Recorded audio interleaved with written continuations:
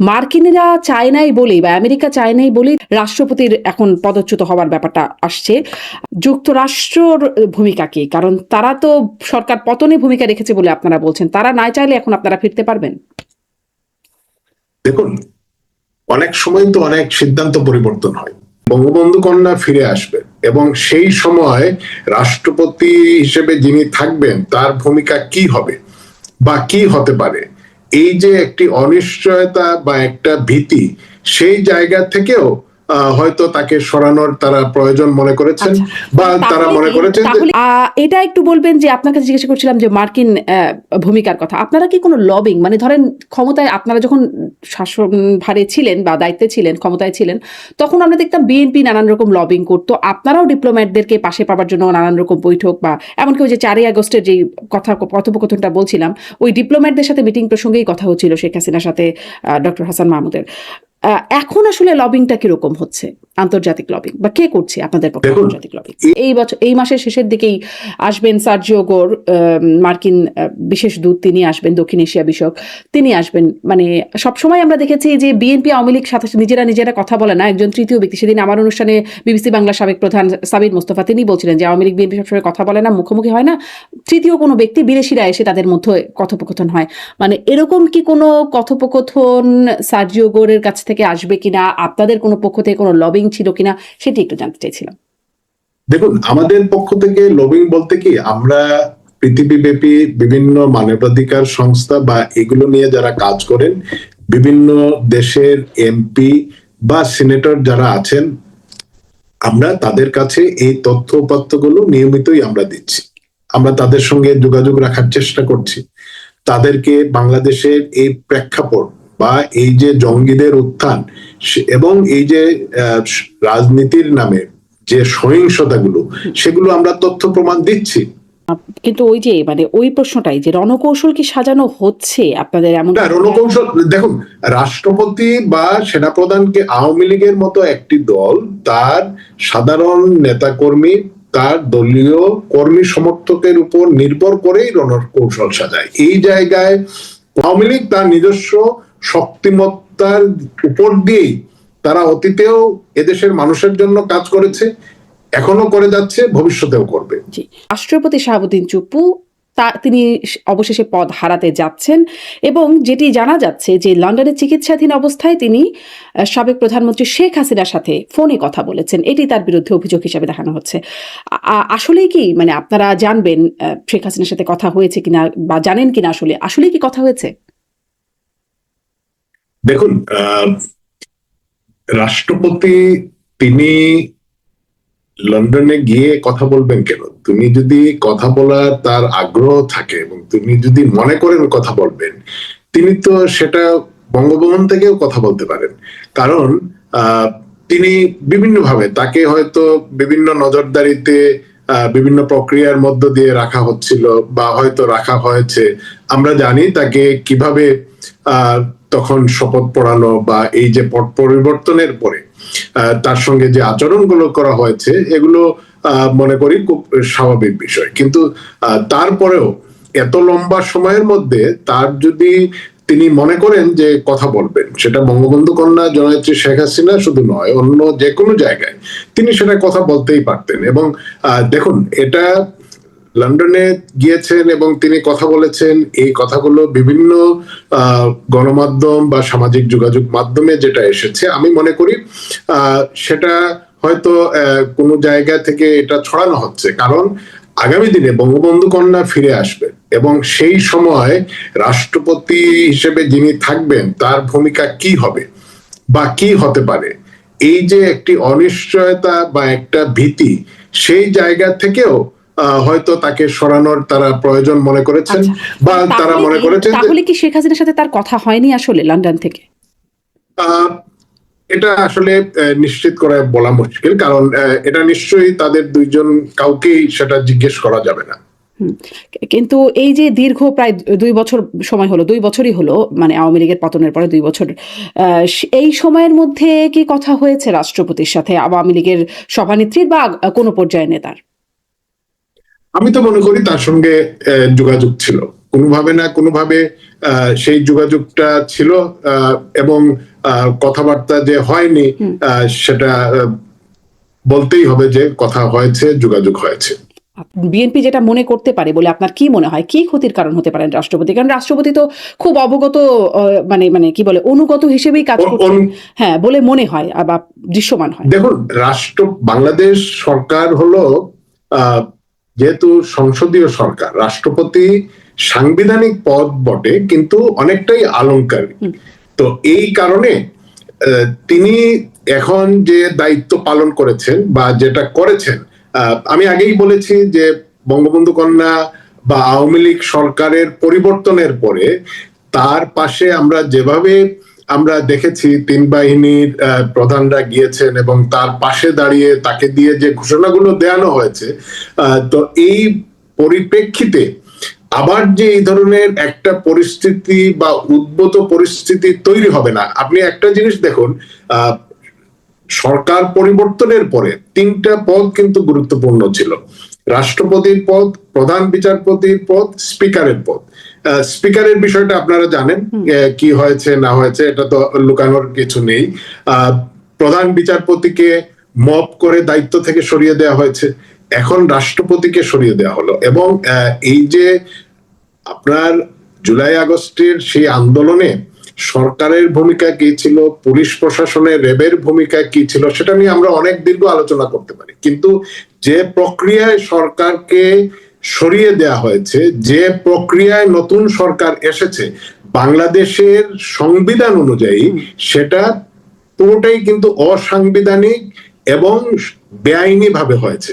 যেহেতু বেআইনি ভাবে এই বিষয়গুলো হয়েছে, আগামী দিনেও এই যে পরিস্থিতি অন্যরকম হবে না, এই নিশ্চয়তা কিন্তু কেউ দিতে পারে না। যে তিন বাহিনীর প্রধান কিভাবে তার পিছনে দাঁড়িয়েছিলেন এবং তিনি মানে ঘোষণা দিয়েছেন, তারপর শপথ পড়িয়েছেন, তার ভূমিকাগুলো অন্তর্বর্তী সরকারের সময় দেখেছি। কিন্তু তিনি তো মূলত আওয়ামী লীগ সরকারের নিয়োগ করা, একদম যদি বলি শেখ হাসিনার নিয়োগ করা তিনি রাষ্ট্রপতি, এবং তিনি ছাত্রলীগ করা একজন ব্যক্তি, যিনি নিজেই বলেছেন, এবং প্রচন্ড রকমের শেখ হাসিনার অনুগত ছিলেন। শেখ হাসিনার পায়ে ধরে সালাম করা সেই ছবিও তার খুব এসেছিল।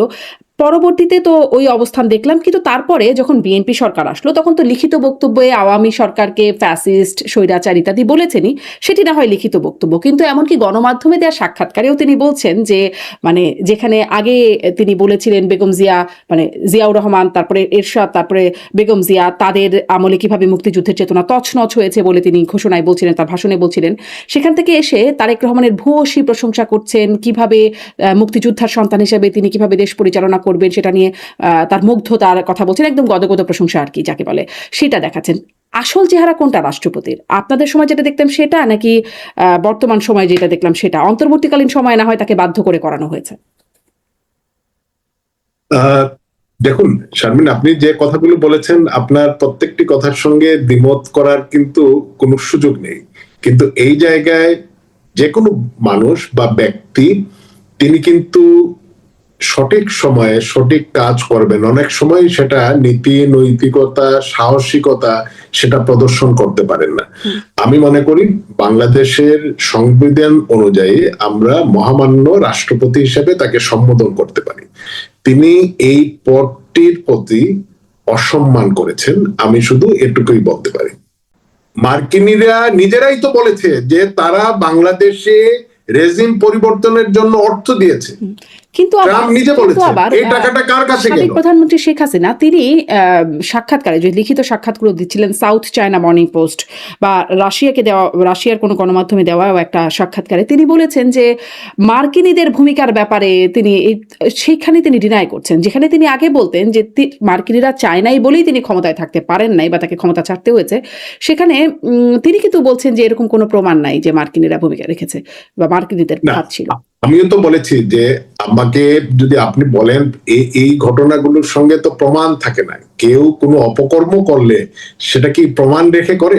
অবশ্যই, মানে শেখ হাসিনা তিনি সংসদে দাঁড়িয়ে বলেছেন যে প্রমাণ না থাকলে কি তিনি এমনি এমনি বলছেন হাওয়ার উপর ভেসে? নিশ্চয়ই তার কাছে কোনো একটা কিছু এসেছিল যেটা আসলে যেটারই বহিঃপ্রকাশ তিনি বলেছেন ক্ষমতা ছাড়ার, মানে ক্ষমতাচ্যুত হবার আগে পরে।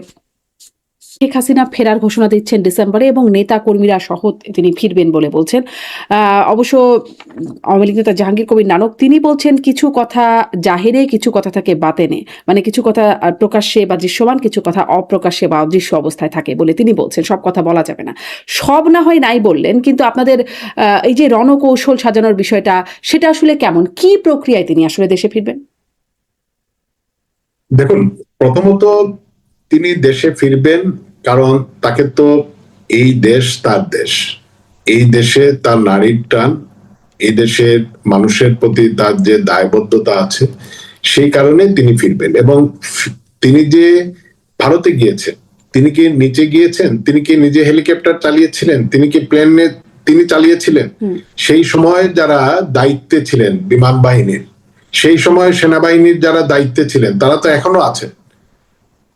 এই যে তাকে যেভাবে গণভবন থেকে তাকে সামরিক হেলিকপ্টারে করে এবং পরবর্তীতে সামরিক বিমানে করে তাকে দেশের বাইরে নিরাপত্তার কথা বলে তারা দিয়ে রেখে আসলেন, সেই সমস্ত অফিসাররা তো বহাল আছেন, তারা কার নির্দেশে সেই কাজটা করেছেন? যেখানে মানে বিশেষ করে আওয়ামী লীগের নেতারা একদম সভাপতি থেকে শুরু করে বেশিরভাগ নেতারাই আছেন, ভারতের কথা বলছি। ভারতের সাথে যেটা দেখেছিলাম যে এই যে ধরেন প্রধানমন্ত্রীর চীন সফর, তারেক রহমানের চীন সফরের আগে আগে দেখলাম যে খুব পুশিন হলো। তারপরে ডক্টর জাহেদ, প্রধানমন্ত্রীর উপদেষ্টা, তাকে এয়ারপোর্টে হয়রানি করা হলো, হেনস্থা করা হলো।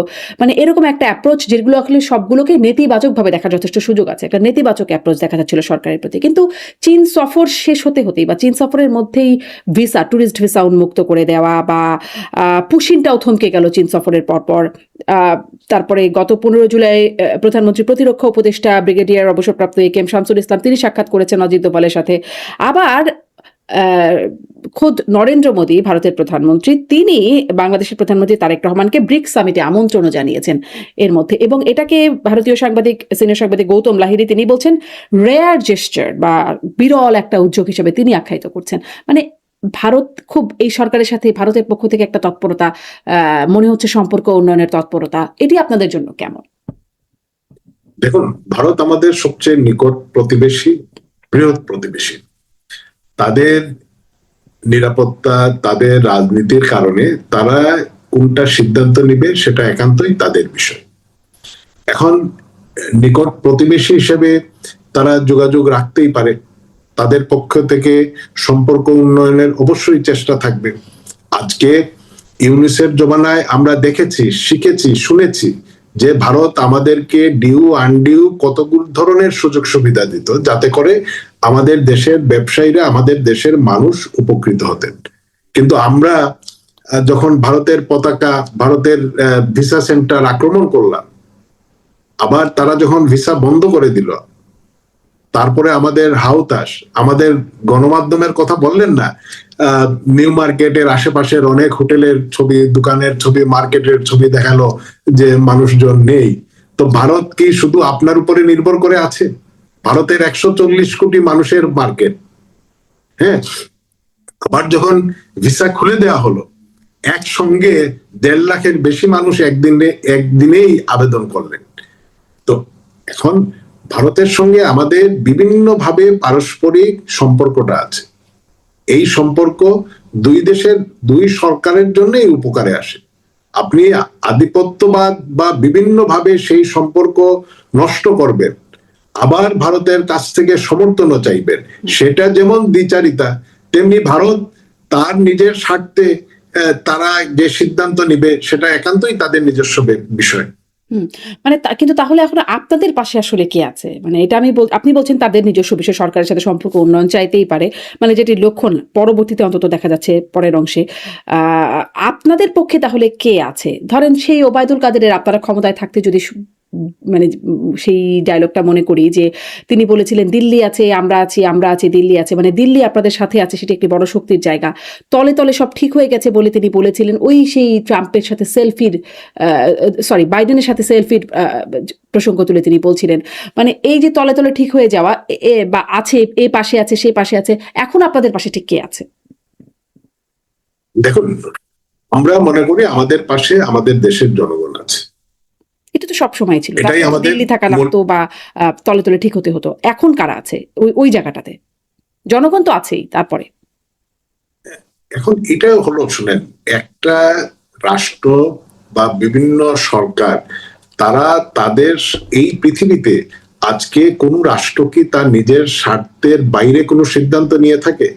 সেটা বাণিজ্য হোক আর যুদ্ধ হোক, প্রত্যেকটার পেছনে থাকে তো, অর্থনৈতিক করে তো। কারণ থাকে, হ্যাঁ, নিরাপত্তার কারণ থাকে। নিজের স্বার্থে করে, নিরাপত্তা এবং করে তো। অর্থ মানে সরকার দলীয় মানুষজন নিজেদের স্বার্থে সম্পর্ক মানে করে তো, করে না তা তো না। একটু আগেই বলছিলেন মার্কিন বাণিজ্য চুক্তির কথা, করে তো। কি মানে মানে কিভাবে করে? করে তো। তাদের আপনাদের স্বার্থ দেশে ছাড়া করেছে? মানে দেশের স্বার্থে আপনি বলছিলেন, সেটি মানে দেশের স্বার্থের বাইরেও তো সরকার ক্ষমতায় থাকবার জন্য, ক্ষমতায় যাবার জন্য অনেক সেটা রকম চুক্তি সমঝোতা অনেক কিছু করে তো। সেটা পাপেটরা করে, ইউনিস্টদের মতো গাদ্দাররা করে। হ্যাঁ, তো এরা করতেই পারে। এদের কাছে কি আপনি খুব দেশপ্রেম আশা করেন?